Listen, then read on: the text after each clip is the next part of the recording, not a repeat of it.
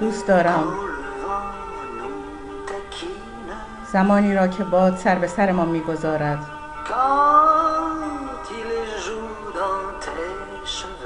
زمانی را که بازی می‌کند درون گیسوانت،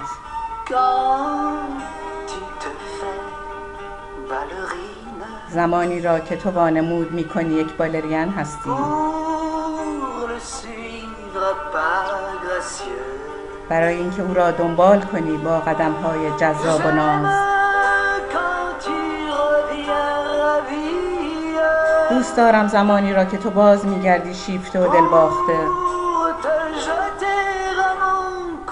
برای اینکه به گردنم بیاویزی.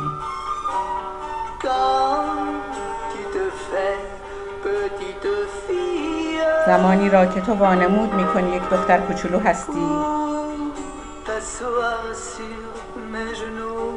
برای اینکه روی زانوانم بنشینی.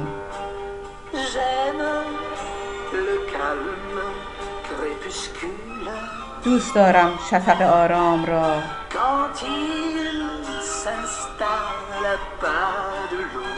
زمانی که خود را جاگیر می کند پاورچین پاورچین. اما من دوست دارم امیدوار بودن خوشباورانه را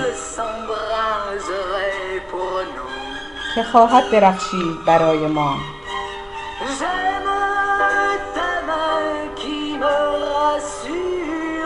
دوست دارم دستت را که به من اطمینان می‌بخشد،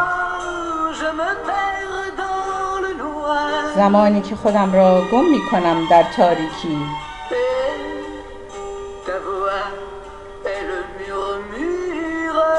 و صدای تو زمزمه است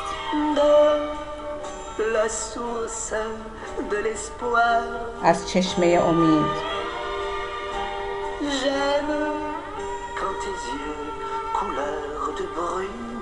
دوست دارم زمانی را که چشمان به رنگ مهت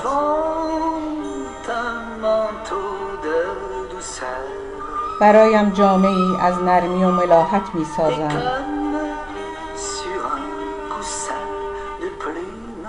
و چون روی بالشی از پر پیشانیم خود را می‌نشاند روی قلبت.